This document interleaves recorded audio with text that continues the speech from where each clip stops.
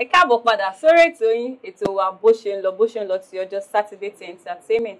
Ẹ̀yin ará ilé, ẹ̀yin tẹ́ bá ń pè ṣẹ̀ṣẹ̀ join wa lórí ètò yìí. Ẹ tí miss o, ọ̀rọ̀ Kẹ́mi Afọlábí àti Ṣíbèbí láyàn nànà. Gbọ́láhàn, ó ní Saheed Balogun gbaṣọ lọ́wọ́. Gẹ́gẹ́ bí Kẹ́mi Afọlábí ṣe sọ. Ok, ó ló gbaṣọ lọ́wọ́ ẹ̀.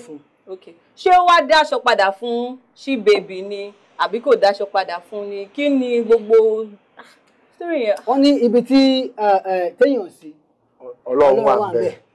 Now Kẹ́mi ti bá mi sọ̀rọ̀ èmi ò wá mọ̀ bóyá Saheed Balogun ti kó aṣọ fún Ṣíbèbí àbí kò tí kó fún, but gẹ́gẹ́ bí ohun tí Kẹ́mi Afọlábí bẹ́ẹ̀ mi sọ, ó sọ fún mi pé aṣọ ti wà ní ọwọ́ Saheed Balogun.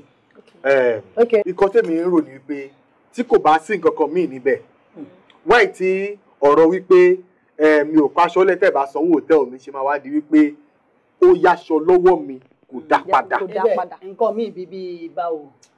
Because tábà ní ká wò dáadáa kò tí ì tó nǹkan tá à ń ti torí ẹ̀ tá à ń gbé sáfẹ́fẹ́. because ó ṣe Abel nǹkan tí mo ṣe agree pẹ̀lú ẹ̀ ni wípé tábà wò dáadáa ọ̀rọ̀ ṣẹ́ nìkan tó fa issues yìí. And on a neutral ground a ti máa ń gbọ́ pé ẹwà kọ́rọ̀ entertainment là ń sọ yìí most people dẹ̀kẹ́ tó bá pè wá sí production àwòtọ̀ làwọn plans tó máa ti ní ọmọ ti fún àìní máa ti lágbèrè pé báyìí ló máa sọ fún mi kódẹ tó lọ wá sọ pé ṣe ti make accommodation available ṣe ti ṣe kíní kan costume mi kọ kíní kan makeup artist wá ti fẹnu dán wá dẹ̀ débẹ̀ báyìí ọ̀tọ̀ nìkan tí wọ́n máa sọ. So to me I feel nǹkan tí mo feel ni wípé ẹni tí ó gbọ́rọ̀ lọ sórí blog gan tó lọ gbé sáráyé tó gbé sétí gbọ́ àwọn èèyàn òun gan kọ́ ló yẹ kó gbọ́rọ̀ sétí gbọ́ èèyàn. Ṣó yẹ kọ́rọ̀ irú ọ̀rọ̀ bẹ́ẹ̀ tiẹ̀ jáde? káti ẹ̀ wá no kábà tiẹ̀ tún no kò yẹ kó jáde but tá bá tún wá sọ pé ó tún wá yẹ kó jáde kò wá yẹ kó jẹ́ láti ọ̀dọ̀ Ṣíbèbí lọ̀rọ̀ yẹn ti máa jáde. Because kò ń ṣe tuntun.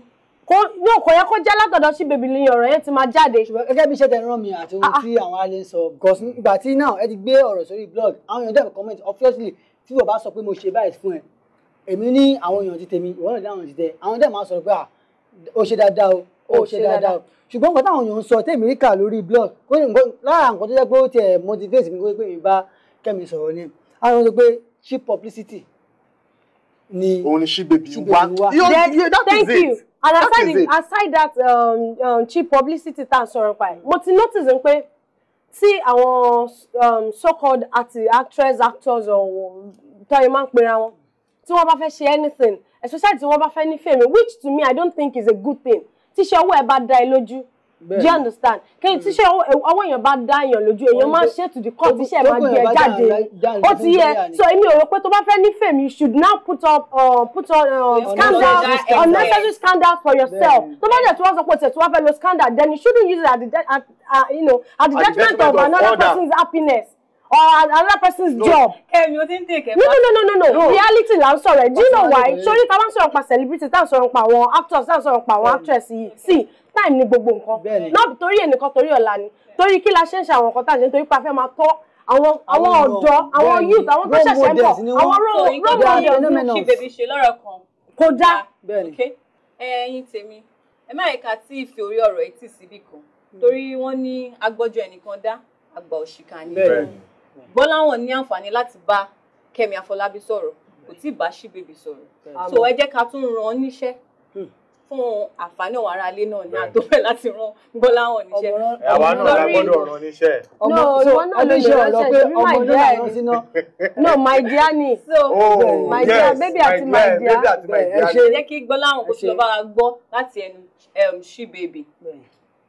Ìyẹn nìkan náà tí wàá kọ tí wàá mọ̀ pé ẹni tí wọ́n tún mú orúkọ ẹ̀ mọ́ náà tí Ọdúnládé Adékọ́lá ṣó tẹ ní àǹfààní láti rí Ọdúnládé Adékọ́lá láti rí bá sọ̀rọ̀. mi ò tí ì rí Ọdúnládé bá sọ̀rọ̀ ṣùgbọ́n gẹ́gẹ́ bẹ́ẹ̀ ṣe rán mi iṣẹ́ èmi sì lè bá Ọdúnládé sọ̀rọ̀ àti Ṣíbèbí but nǹkan tí mi gbọ́ nípa ọ̀rọ̀ Ọdúnládé Adékọ́lá ni wípé tí Kẹ́mi sọ gẹ́gẹ́ bí Kẹ́mi ṣe sọ pé Kẹ́mi sọ wípé ìgbà tó òun dé because at a point of her career Kẹ́mi ti ń yà tipẹ́tipẹ́ ìgbà yẹn ó lọ sí 2009 ó lọ sí Amẹ́ríkà ó ṣe introduction ó wed ó bímọ ó dúró padà dé pàtó dé nǹkan bí 2011 2012 tó padà dé ẹ mọ̀ pé kò sí tá bá ń ṣe nǹkan kan sìn ó dàbí báyìí ń ṣètò yìí lọ sí kí gbogbo wa travel tá bá lọ ẹlòmíràn máa ti take over tó àwọn máa ṣètò yìí lọ so ìgbà kó tó dé àwọn èèyàn ti take over so Kẹ́mi láti máa sọ pé òkè Ọdúnladé lóyìn lẹ́ni tó yẹ pé ó ti òun lẹ́yìn tó encourage òun pé you can do better. Get back on stage. Well, you can do it better than every other person. Okay. You know? Now, Ọdúnladé ń feature ẹ̀ nínú movie. Tèmi dẹ̀ wò pé psychologically, tèmi wò pé tèmi àti bá ṣe nǹkan papọ̀, àwọn èèyàn máa suspect. Just like bẹ́ẹ̀ náà ṣe sọ, báyìí sọ̀rọ̀ my dear, my baby. Èyí ti ń suspect. Kẹ́mi àti ebẹ̀ ló ti ń rò pé nǹkan kan míì ti ń wọ̀. So, ọmọ ayé wọ́n máa ń yí. Náà yìí bóyá ṣẹlẹ̀ ní. Àákọ̀ròyìn lórí wọn. Now, báwọn ṣe rí pé bọ́n yẹn ṣe tó bá máa ṣe ó ṣe Àlàní Pọ́nmilẹ́kún Kẹ́mi wà ń bẹ̀. Sàámú Alájọ Kẹ́mi wà ń bẹ̀. Ó ṣe eléyìí ó wà ń bẹ̀. So, you know, people's opinion, they will always say what they like saying without confirming it. Okay. Àmọ́ ju gbogbo ẹ̀ lọ, yàrá lé. Ọ̀pọ̀ èmi ti sọ tó ti ní pé agbọ́ ẹjọ́ ẹnìkan dá àgbà òṣìkà. Èmi náà tí mo dẹ̀ sọ wípé lẹ́ǹkan wípé kò dáa, mi ò kó ọ̀rọ̀ mi jẹ. Àmọ́ ìdí tẹ́mi fi ṣe sọ wípé kò dáa ni wípé mo mú from the platform of business wise.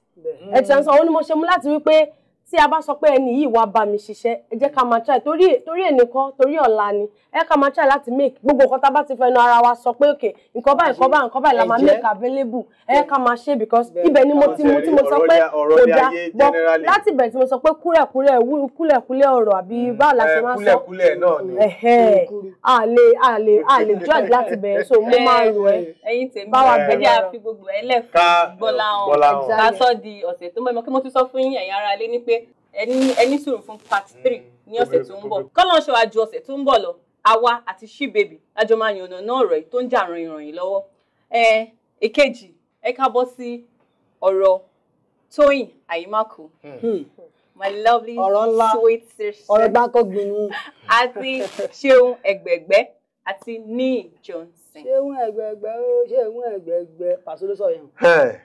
ọ̀rọ̀ ńlá gúdúgbẹ̀ ó já níbẹ̀ ẹ rí nǹkan tèmi kọ́kọ́ fọ̀ sí níbẹ̀ yẹn ni wípé Tóyìn Àyìnmákù àti Adéníyì Johnson wọ́n sì lè padà fẹ́ra wọn. kí nìdí tó fi sọ bẹ́ẹ̀ pẹ̀lú gbogbo ìròyìn tá a ti ń gbọ́ lọ́tún lọ́sì. ìkan náà méjèèjì sọ pé so person is still the love of my life. ta ló sọ bẹ́ẹ̀. obìnrin ló sọ bẹ́ẹ̀. obìnrin ló sọ bẹ́ẹ̀. Tóyìn Àyìnmákù ó ní Adéníyì Johnson is still the love of my life.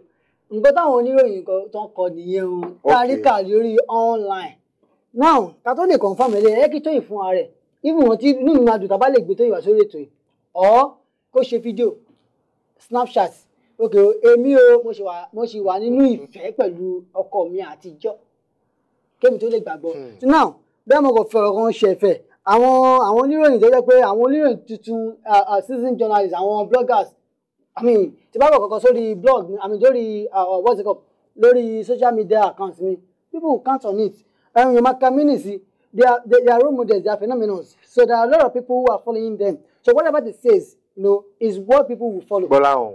But ẹ ti ẹ̀jẹ̀ káàtì ẹ̀ wá sọ pé ọ̀rọ̀ yẹn káàtì ẹ̀ wá sọ wípé ó rí bẹ́ẹ̀ ǹjẹ́ lérò wípé Tóyìn Àyìnmákù àti Adéníyì Johnson ṣán lè ìfẹ́ ṣọ́ọ̀ṣì lè padà ìfẹ́ wọ́n ìfẹ́ fọ́jú.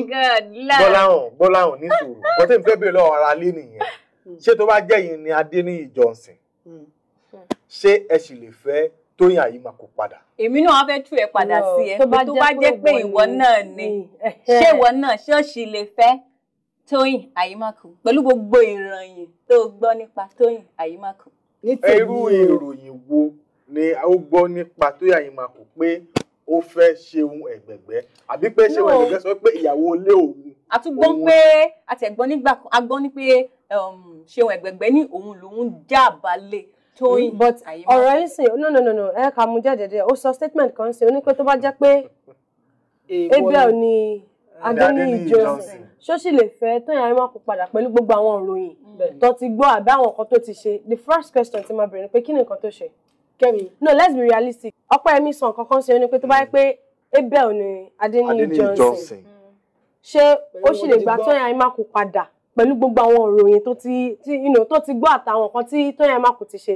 Now the first question is kí ni nǹkan tí Tóyìn Àyìnmákù ti ṣe because nígbà tí ọ̀rọ̀ yìí ṣẹ̀ṣẹ̀ bẹ̀rẹ̀ ẹ mọ̀ nǹkan tá bá tẹ̀ sọ pé bóyá nǹkan kan ṣẹlẹ̀ in house láàrin àwọn méjèèjì tí ò jáde sétí àwa aráyé bọ̀ nǹkan tá bá gbọ́ tá bá rí kà lórí internet ká wá base lé lórí nsìn now kí ni nǹkan tá dẹ̀ wá gbọ́ nǹkan tá gbọ́ ni wípé Adeniyi ó ṣe nǹkan tí Toyin ò fẹ́, that's to tell you that ó cheat on his wife. Do you understand? So now bó dẹ̀ cheat lọ́dọ̀ ìyàwó ẹ̀ kò deny he didn't dispute the fact that he did that kò deny pé òun ṣe now so tó bá wá sọ wípé ó kọ́ ẹ̀pọ̀ máa sọ pé ọmọ àlè lèèyàn máa bẹ̀ tí kò ní gbọ́ ló máa rínú tí ò ní bí ọmọ àlè lèèyàn náà tún máa bẹ̀ tí ò ní gbọ́ so ó kọ́ ẹ̀ pé béèyàn ṣe lè bí oníkálukú ṣe lè take apology nínú heart ẹ̀ ọ̀tọ̀ọ̀tọ̀ ni nígbà tó bẹ̀rẹ̀ kò sẹ́ni tó mọ̀ bọ̀ pé nǹkan tí mo kàn ń try láti change bẹ́ẹ̀ ni wípé ọkọ ló kọ́kọ́ ṣe ìyàwó kì í ṣe pé ìyàwó ló kọ́kọ́ ṣe ọkọ ẹ má ẹ̀ka gbàgbé heart yẹn yes ìyàwó ló kọ́kọ́ ṣe ọkọ so she can choose to say sorry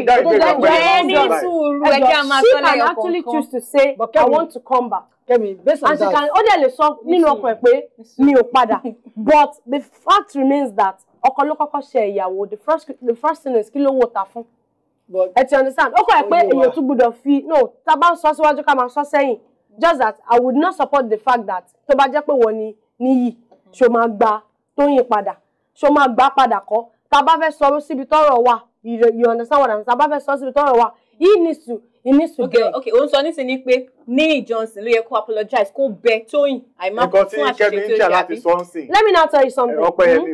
Ọpẹ́yẹmí kan tí Kẹ́mi ń tẹ̀ láti sọ́ọ̀sì ni pé gbogbo wà tí Tóyìn àyìnbá kù ó wà justified.